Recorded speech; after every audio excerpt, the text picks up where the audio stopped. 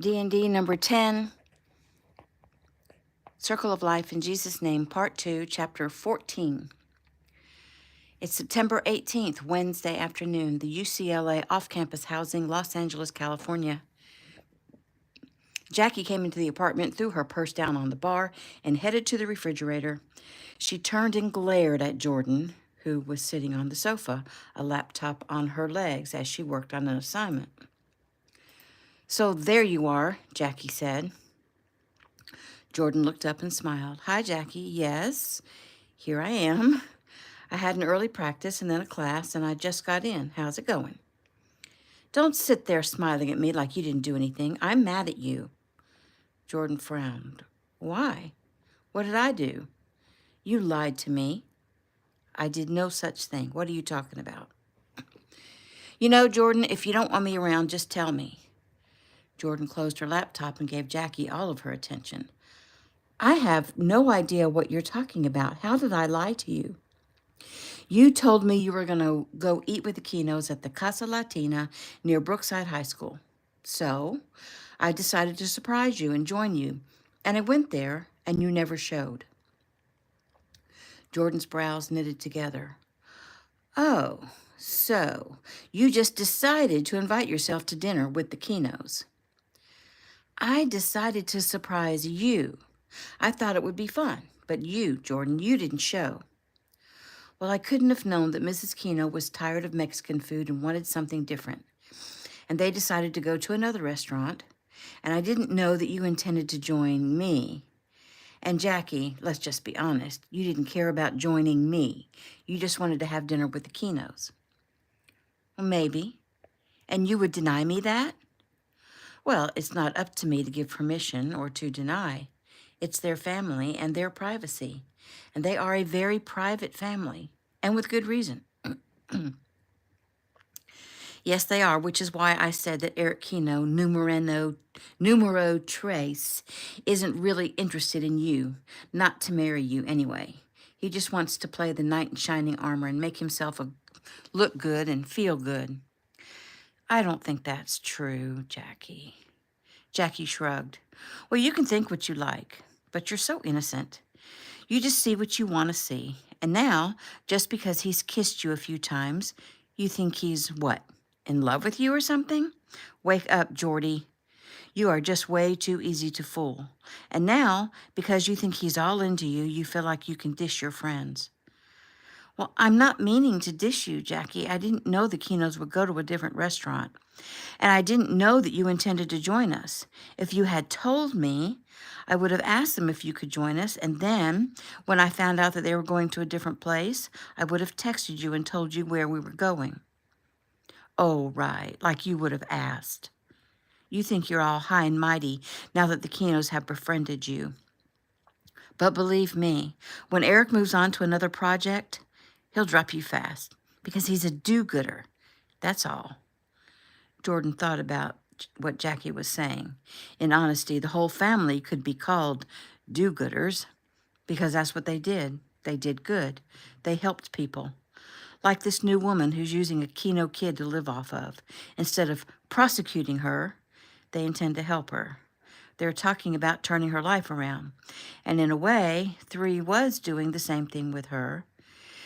He'd had her entire car serviced and repaired, all of her tires replaced. He was helping her with past trauma. He was having her protected. He wanted to come and spend time with her family. Was he trying to just fix her life? He was talking about maybe getting her brother into the Kino school down the street from where they live. And what would he want to do for her sister? "You're finally thinking about it, aren't you?" Jackie said. Jordan blinked up at her. She shrugged. "If 3 doesn't want me, then that's fine. But he acts like and talks like he does. 'Cause he's a guy. A rich, hot guy who's used to speaking flattering words and getting what he wants." Jordan shook her head, at the same time wondering if Jackie could possibly be right. She sighed. "Hey, I'm sorry, Jordy. I didn't mean to upset you. I'm just trying to save you from some heartache down the road." "Well, I'm sorry you felt like I was acting all high and mighty. I certainly don't feel that way." Jackie smiled. "Good. Tell you what, you can make it up to me. How? I'm going to a party tonight. Come with. Jordan sighed. I don't know. I'm so tired, and I have practice early in the morning. So I'm not worth your time? Well, of course you are. Then come with me. Where's the party? It's at the Delta Sigma Phi house. Don't they have the really crazy parties? Well, no crazier than all the others. It's Alan Cooper's birthday, and his frat brothers are throwing him a big party. And they invited me, and I don't want to go alone. Please come with me. It's my big chance to hopefully get to meet Alan. What, you like him or something? She laughed. Or something. Jordan shook her head at her roommate. Is Colton going? No, she says she has to study for some big midterm exam and then she has a date. Oh, really? Cool. Where is she now? She had a class. What time? What time what? What time is the party? 7. Does that mean you're coming with me? Jordan smiled. I guess so. Jackie hugged her. Oh, this is just going to be so awesome. Thanks, Jordy. Jordan nodded. Well, if I'm going to go party, I need to get this assignment done and take a nap. Okay, I'll leave you alone, but make sure you're ready by 6:30. Jordan nodded. Got it. She looked down when her phone buzzed. Hello, Agent Trout. Hello, Miss Brooks. If you're going to a frat house tonight, I'd like you to wear an earpiece so that I can monitor your safety without having to crash your party. Oh, I forgot you told me you can hear our conversations. I figured you forgot. Did you tell your roommates? Yes, but they probably don't ever think about it either. Well, don't say I didn't warn you. Now, about the earpiece, it will allow you to merely speak and I'll be able to hear you. If you need help, you'll be able to let me know immediately. So I need to know if you will consent, and if so, see me before you head out. Are you going to be around the whole time, or will your shift replacement be here? I'll see you through the party until midnight. After that, Agent Wyatt will take over.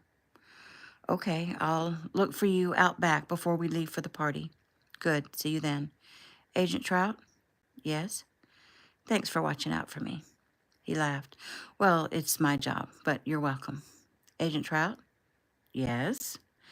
They're still trying to find my stepfather and arrest him? Yes, ma'am. Why do you think it's taking so long? Well, he knew he'd step over the line. Well, he knew he'd stepped over the line. He figured you'd probably have him arrested, so he's hiding out somewhere. That's the consensus anyway. Well, what if he sneaks up behind you and hits you over the head and then comes after me? He gave a soft laugh. Well, now, that wouldn't make me very much of a professional, would it? I guarantee you that won't happen. Well, sorry if I insulted you. I'm just a little bit jumpy. No worries. Now, get your assignment done and get that nap. She giggled. Yes, sir. She hung up. New scene. You are not wearing that, Jackie said firmly. What's wrong with this? Jordan asked. It looks like you're going on a picnic. It's way too casual. Shoot, I can barely tell that you're a girl. No wonder you're a virgin. Jordan made a face. Well, what do you think I should wear? Jackie looked her over. Well, you can keep the jeans. They're good. The shoes have got to go. She turned and started rummaging through her closet and came out with a pair of tan, suede, heeled, open-toed shoes. Try these. Jordan put them on. They're a little small. Lord, I'm already so tall I never wear heels. How do you walk in these things? You don't have to walk. You just have to look good. Now, let me see what top you can wear. She turned again, sliding hangers quickly to find the perfect top. She turned back with a black silk poly blend top, low-cut V-neck with the cold shoulder deals. It wasn't pure black. It had tiny, very shiny gold stripes. Gordon sighed and tried it on. Oh, wow, girl, you look fantastic, Jackie said. Just a few more things. She went through her jewelry and found a couple of gold chains. Perfect. Look at you. But you got to take your hair down. You know, I'm not trying to impress anyone. I have a boyfriend. Yeah, right. Well, you're going with me, and I have certain standards to maintain. Jordan snorted. Let's do this. Outside, as they headed to Jackie's car, Jordan remembered to see Agent Trout. She walked to where he stood by his car. Agent Trout looked her over. He shook his head. It's not like she's going to be able to walk into that frat house and go unnoticed. He didn't like it. He smiled at her as she approached. Hello, Miss Brooks. Jackie smiled at the man and held out her hand. I'm Jackie. He smiled and shook her hand. Yes, I know. All business. He held out a small bud to Jordan. Here, just place this in your ear. If you need me, just say the word now, and I'll be at your side. Go ahead and test it. Test, test. He nodded, loud and clear. She jumped at his voice. Oh, yeah, you too, she laughed. He smiled at her. Have a good time, ladies, and try not to get into trouble. Who, me? Jackie chortled. New scene. It's still Wednesday, September 18th, at the Keno Estate, Crystal Cove, California. Ricky, Eric, Shelley, and Bree looked around the room. This will work, Shelley said. It's perfect, Bree agreed. Let's get the kids and show them. I'll go get them, Ricky volunteered. He went out in the hall and called, Who wants to see their new beds? 4 adorable children left young Eric and Taylor in the living room and ran up the stairs as fast as they could. The stomping of their feet would make you think that they were teens instead of tiny little 2.5-year-olds. They got to the door and came into the room slowly. Wow, Noah said. Who gets to be on top? Who wants to be on top? Eric asked. I do, both Noah and Abraham said. Manny, Eric asked, you want to stick on the bottom for now? Manny nodded his head. That's fine. And if you change your mind, your brothers will give you a turn of sleeping on top too. Right, boys? They nodded but frowned. And they'll do that for you, Manny, because they love you and they want to share their happiness with you. Noah smiled. I do. I'm happy to hear that, Noah, Eric said.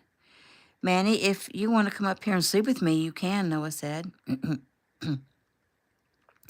Eric smiled and nodded his head. Teaching love and compassion was important between young siblings.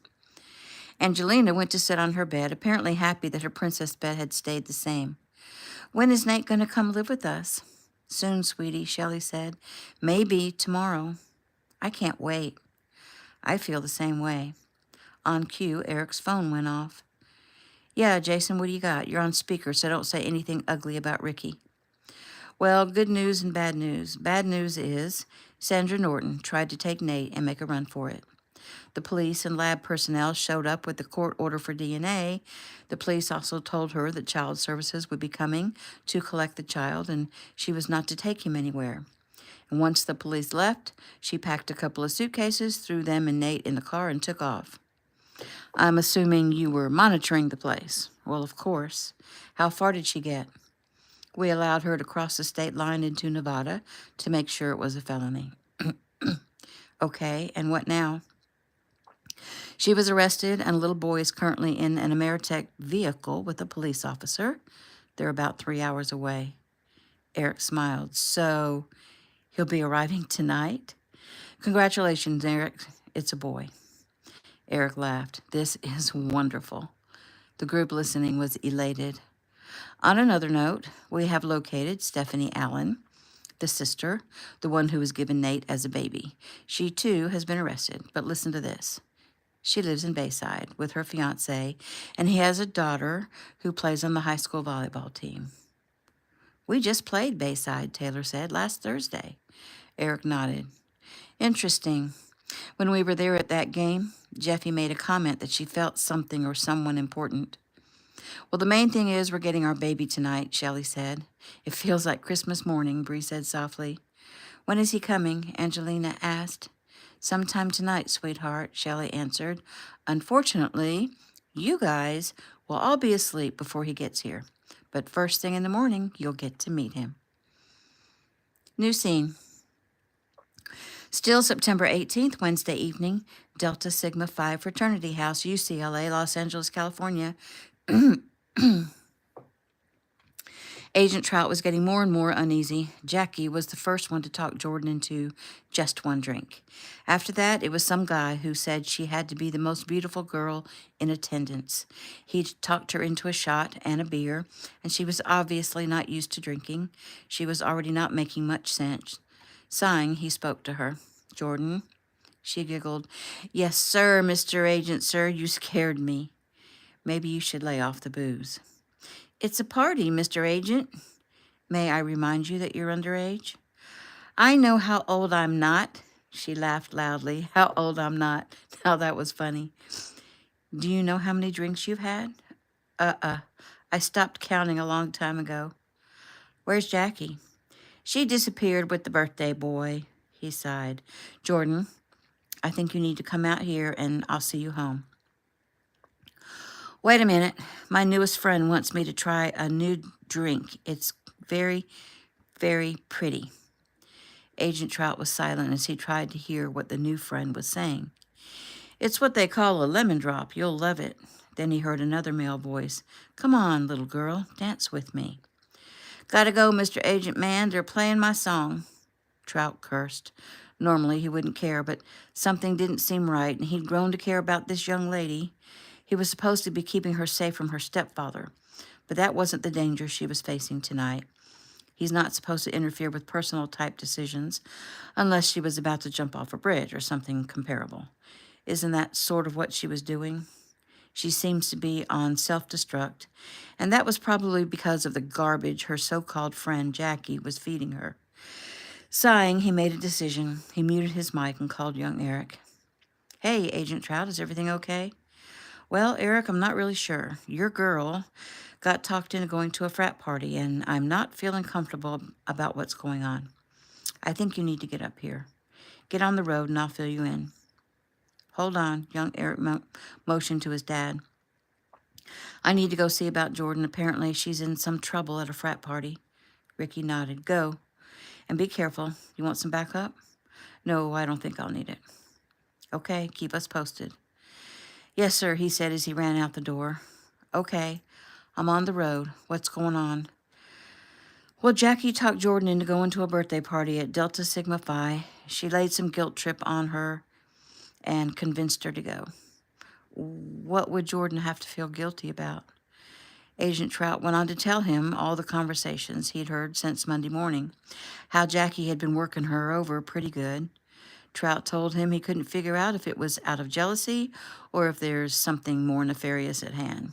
He told him how Jordan kept trying to tell Jackie that young Eric was a good guy and did actually care about her, and how Jackie had Jordan second-guessing herself.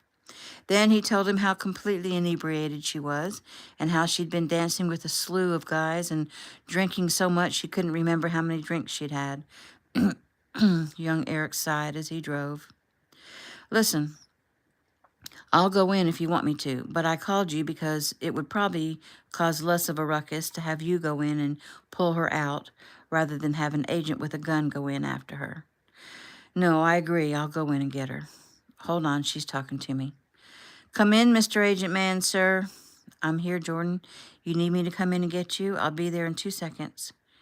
She laughed. No, I don't need that. I was going to see if you wanted one of these lemon droop drinks. They are very yummy. No more drinking, Jordan. Ha, I'm just getting started. Oh, and here comes my new friend again. Hey, little girl, here's another lemon drop just for you. Oh, yes, thank you. But why, oh, why do you keep calling me little girl? Do I look like a little girl? No, sweetheart, you look all grown up in just the right places. Jordan giggled. We're going to have to rename this drink from lemon drop to the virgin lemon drop. Jordan looked up, surprised. Why? Well, that's what you are, right, honey? How could you know that? She asked, her speech slurred. Oh, I know that you're in love with some guy and he doesn't even want you. She nodded. It's probably true, she muttered. I'm just a poor girl from a poor family. He doesn't want me. How could he? Well, it's okay, little girl, 'cause I sure as hell want you. Trout muted his mic again. Eric, how far away are you? I'm getting close. GPS says I'm a few minutes away. Why? Because some guy she's talking to just pretty much intimated that they're getting her drunk on purpose because they know she's a virgin. Eric shook his head. Dear God, please. He pleaded as he gunned it. Jordan, Trout said firmly, where are you? She sniffed. I'm in the house. Why, Mr. Agent? Did you know that Eric doesn't want me? Yes, he does. He does, and he's on his way to get you. Where are you? What floor? I'm on the second floor, on a couch near the stairs, I think. Eric, if you're not here in 1 minute, I'm going in. I'm here, I'm here. He flew into a space and jumped from his car. Trout met him near the door. I'm here if you need me. Jordan has an earpiece. Talk to me through it. Sofa near the stairs, second floor. Eric went inside. The house was packed full of very drunk college kids. He pushed his way through, found the stairs, and took them 3 at a time. He got to the stair landing. Nothing. There was nothing there. He looked around. There was a second set of steps, and he started toward them, but a guy stepped in front of him. Sorry, no one allowed up to this part of the house. Eric raised his eyebrows. My girlfriend is up there, and I'm going up. I don't think so, buddy. Hey, aren't you Eric Keno? Another guy said from behind. He turned. Yes, and you'd better fill in your friend before I break his face. The guy nodded at his friend. This guy could kill you in a second. You'd better let him up there. Face pale, he stepped aside. Young Eric charged up the stairs, and Jordan sat on a red couch next to the stairwell. A guy sat next to her with his arm around her, and Eric stepped toward him. Move it. Get your own girl. This is my girl, and you better move away before I lose it. The guy rose and stood in front of Eric, measured him with his eyes, and backed down. He walked away. Eric sat down next to Jordan. She looked up at him. 3? Is that you? Yes, Jordan, it's me. She reached out and touched his face. Is it really you? 'Cause I think I might be hallucin dreaming. Eric smiled. No, baby, you're not hallucinating. It's really me. What are you doing here? I've come to take you home. Oh, that's so sweet of you. He shook his head. Can you stand? She pouted. I don't want to stand. 3, Jackie says you don't really care about me. Well, Jackie doesn't even know me. Yeah, but she's known a lot of guys. I bet. Come on, let's get out of here. But 3, she whined as tears welled in her eyes. Jackie says you just like helping out poor little people, and that's the only reason you're interested in me. Well, stop paying attention to what Jackie says and listen to me. Now, will you stand up, sweetie? So you do care about me. Because I really care about you. I mean, really. I really love you. I mean, like a whole lot, she blubbered. But I can't say it to you yet, 'cause Jackie said you could never love me, and you'll never marry someone like me, 'cause you way outclass me. She buried her face against his shoulder. Eric realized he was not going to get her to leave until he comforted her troubled mind, so he took her face in his hand. Listen to me, Jordan. Jackie has had one conversation with me. One. She doesn't know anything about me, but you do. You know my heart. And just in case you don't, let me just tell you, my heart is yours, totally. And I'm glad you love me because I love you too, Jordan. What have I told you over and over? That you're perfect for me. Perfect. And I would marry you. And I will marry you if you'll have me, but I don't want to propose yet, especially not here while you're totally wasted. Now, are you going to stand or do I need to carry you? You love me? I knew it, she cried as the tears came again. I told Jackie she was just jealous. Yep. He stood, bent over, and lifted her into his arms. She gave a little squeal. Don't worry, I got you. He looked down. Is that your purse? Yes. Eric grabbed it and turned and headed down the first flight of stairs. When he got to the empty landing, he came to a halt. 6 guys stood there. One was a guy who didn't want to let him come up the stairs. Eric sighed heavily. Honey, I'm just going to set you down right here on the floor for a moment. You stay put. Just lean back against the wall and rest. I'll be right back. He turned to face the 6 and noticed there was one more, the one who'd recognized him. He had his phone out, videoing. Eric shook his head. Guys, this is not a good idea. You come into our house, muscle your way up to our private floor, and take our girl. Well, first, she's my girlfriend, and she had no idea what you had planned for her on your little private floor, which, by the way, is illegal. So you can thank me now for keeping you out of jail. Now, step out of the way. Well, just because Ricky Keno is your dad, you seriously think you can take us all on? You just think about those words a second, Eric said.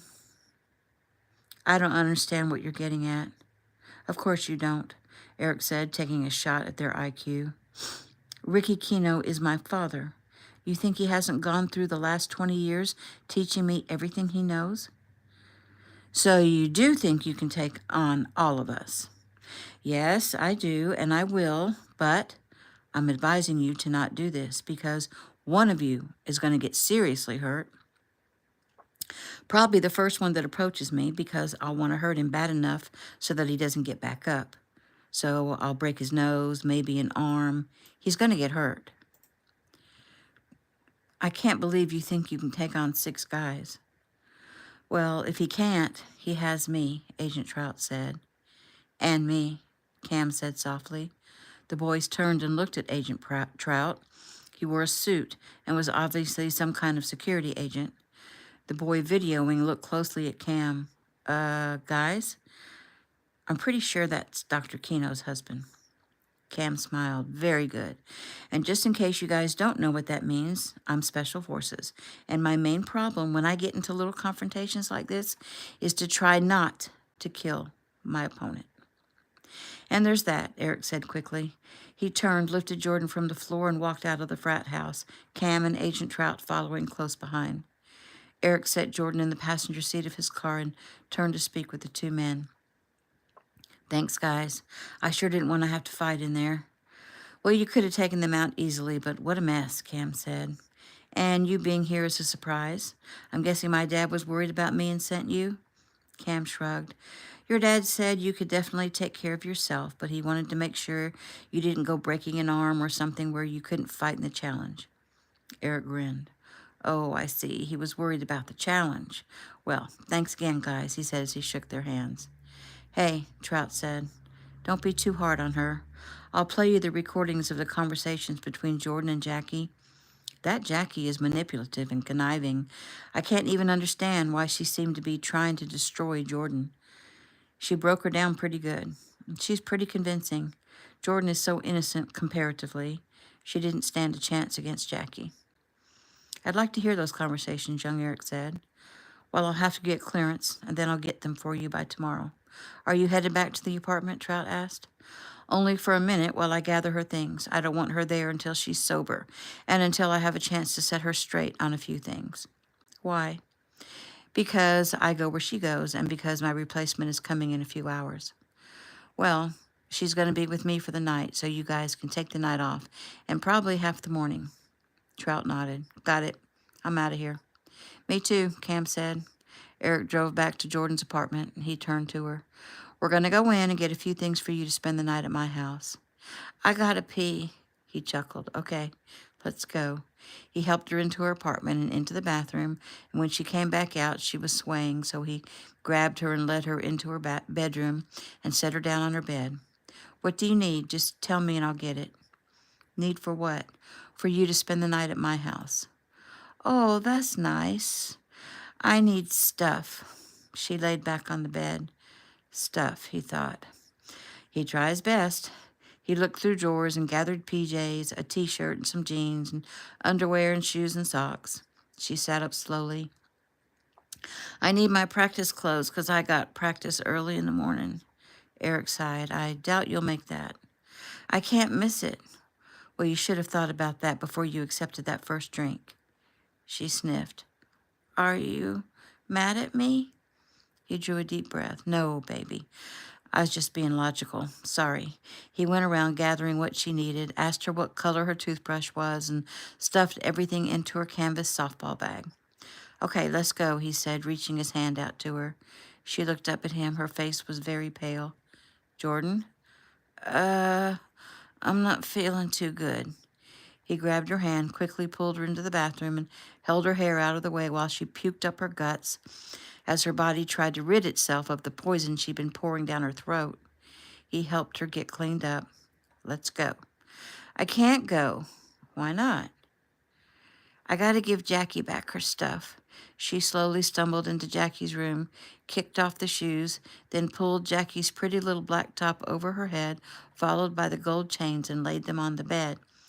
Eric quickly turned, went back to Jordan's bedroom, grabbed a t-shirt out of her dresser and brought it to her. And when she just looked at it, he put it over her head and got her to put her hands through the sleeves.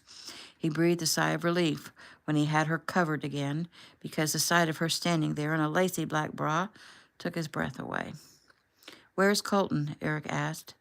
"I don't know. I think she had a date." Eric looked around and saw a notepad on the bar and wrote a note letting Jordan's roommates know where she was. "Okay, let's go." He took her to his car and drove toward his home. "Call Mom," he said as he drove. "Hey, honey, are you okay?" "Hey, Mom, yeah, I'm okay, but I have Jordan with me. What room do you want me to put her in?" "Cam told me you were coming with her, and I've prepared the room right next to Taylor." "Okay, thanks. How's she doing?" "Well, she's already thrown up once. She's pretty out of it. It almost seems like she's drugged. I'm wondering if someone put something in her drink. She's pretty wasted. She's going to be bad in the morning." "Bless her heart." Eric smiled at his mother's southern saying, except she actually meant it. "I love you, Mom," he said softly. "Oh, sweetie, I love you too." He looked down as Jordan suddenly grabbed his arm, her eyes wild. "Mom, gotta go. I'll be there soon." He looked at Jordan. "What's wrong?" "I think I'm going to be sick again." He immediately pulled off the road, ran around, opened her door. She swung her legs out, and that was as far as she got before she bent over and threw up. She started crying as she retched. She was so pitiful, and his heart broke at the turmoil she was going through. He realized he was angry, though not at her, but at Jackie. This was evidence of how a few well-placed words can do so much harm. We have to build up our defenses and put on the armor of God and develop self-esteem so that we don't take to heart the poison that others spew. He sighed. Once he got to the house, which took 15 minutes longer than getting to his grandparents' house, she was almost non-responsive. He lifted her and carried her inside. His mother opened doors for him and helped him get her to the room. "You go on. I'll help her get undressed," she said. Young Eric obeyed. "Thanks, Mom," he said as he left the room. He went downstairs to the kitchen to make himself something to eat. "Late snack?" Young Eric turned at his father's voice. "Hey, Dad." "Yeah, I guess." "She pretty messed up?" "Yeah, she is. Mom's getting her undressed. She's a limp noodle. I hope Mom can handle it." Ricky smiled. "Your mom can handle anything. Have you called Granddad?" Eric sighed. "It's too late, don't you think?" "Well, he'd want to know that you won't be there in the morning. Call him." "Yes, sir." He immediately pulled out his phone. "Well, I was wondering when you would call," Eric said when he answered. "Sorry, Granddad, I thought you'd already be asleep." "I was waiting to hear from you. How's she doing?"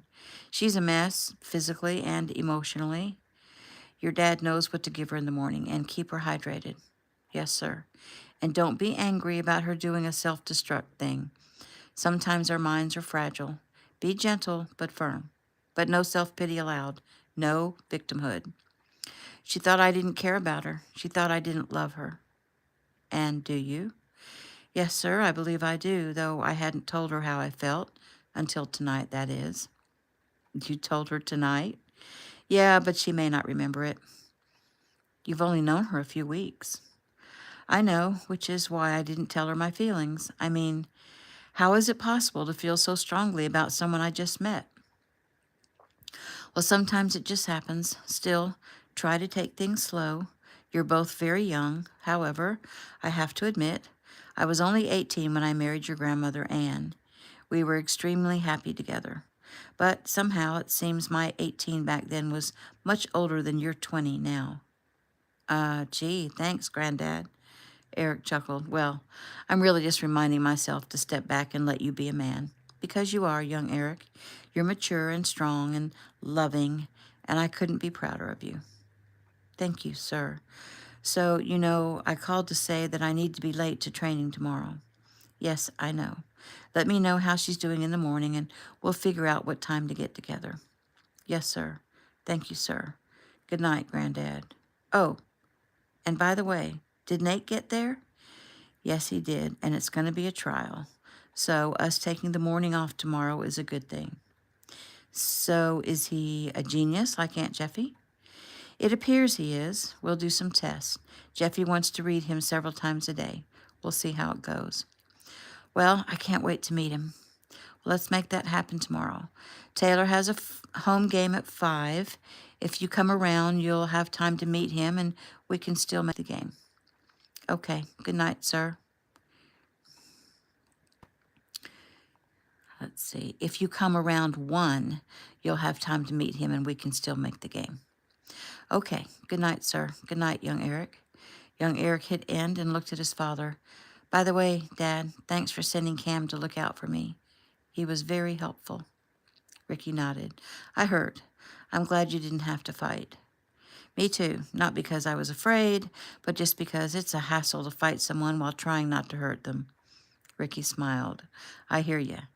And you don't have to tell me you weren't afraid. You've always been pretty much fearless. Yeah, except for, that one thing. Ricky nodded. No shame there. Bree came into the kitchen. Well, she woke up for a bit and was able to help get herself dressed for bed. She asked for you, Eric. I think she's starting to sober up enough to realize that she probably made a fool of herself. She's feeling pretty embarrassed that her boyfriend's mother is helping her undress through a drunken stupor. Well, I'd better go up and see her. Thanks, Mom. He grabbed a bottle of water from the refrigerator. You're very welcome. She's a sweet girl. I really like her. Young Eric smiled. Me too. Ricky and Bree watched their eldest child run up the stairs. Bree smiled at her husband. He's in love with her. Ricky nodded. He's so young, but you know what?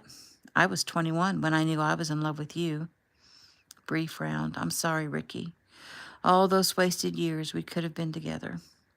Well, I didn't say that to make you feel bad. I'm just saying I knew my mind, and Eric probably knows his. Having Jordan for a daughter-in-law would not be a bad thing. A daughter-in-law. Wow. I suddenly feel so old. Well, you don't look it. You're just as hot as the day I met you. Bree smiled. You just want to take me to bed right now. Yep, and that should prove my point. And that is the end of chapter 14.